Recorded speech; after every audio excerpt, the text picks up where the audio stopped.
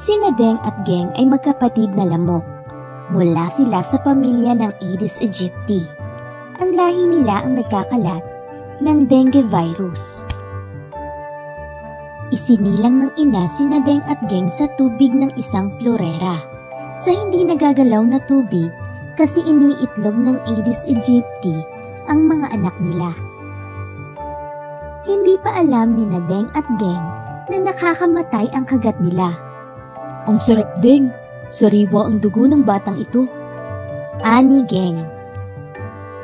Nalaman lang nila iyon dahil nilagnat ang bata. Nang hina rin ito, nagsuka, nagdugo ang ilong at nilabasan ng mga patsi sa balat. Nalungkot sina Deng at Geng. Hindi nila gustong magkasakit ang mga tao. Hindi naman maaaring huwag tayong sumipsip ng dugo. Tayo ang mamamatay. Hinagpis ni Geng. Tiniis ni Deng at Geng ang gutom. Nagtiis silang huwag tumikim ng dugo. Nahihilo ako at nanghihina. Wika ni Deng. Muling nanipsip ng dugo sina Deng at Geng. Ang sarap. Busog na busog ako. Sambit ni Deng. Ako rin. Ani ni Geng. Tulad ng inaasahan, nagka-dengue ang sanggol. Ang huling balita ni Deng at Geng ay sinasalinan ito ng dugo. Bukod sa mga bata at sanggol na nakagat ni Deng at Geng, ay napakaraming iba pang nabibiktima ng mga lamok na Aedes aegypti. Taranta na ang mga tao. Kumilos na rin ang pamahalaan. Naging aktibo ang lahat para mapigil ang epidemya ng dengue virus. Nagpatawag ng pulong ang pinuno ng mga lamok na Aedes aegypti. Binigyan nito ng babala ang mga lamok. Mag-ingat kayo. Aniya. Ayon sa dumating na balita sa akin ay may kampanya laban sa atin. Nalaman na ng mga tao kung paano tayo pupuksain. Babala ng pinuno. Lagi na nilang pinapalitan ng tubig ng florera.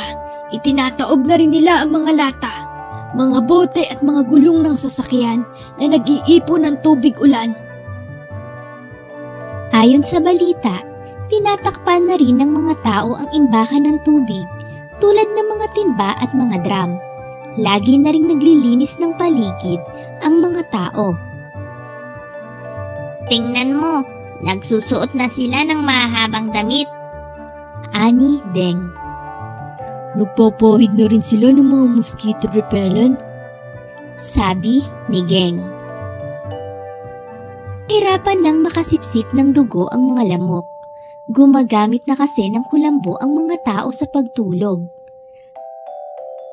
Panay na ang pulong ng mga lamok na Aedes aegypti. Natataranta na sila. Marami sa kanila ang nanghihina sa gutom. May buhay din naman tayo. Kaya tayo sumisipsip ng dugo ay para tayong mabuhay. Reklamo ng isang lamok. Pinagtatanggol din ng mga tao ang buhay nila. Ani Geng. Sino bang gustong mamatay? Naputol ang pag-aargumento nila nang balutin sila ng puting usok. Kanya-kanyang takas ang mga lamok. May fogging sa lugar na iyon para mapigil ang epidemya. Marami agad na mga lamok ang namatay. Nanghihina na rin sina Deng at Geng pero nauunawaan nila kung bakit gusto silang puksain ng mga tao. Thank you for watching. Please subscribe.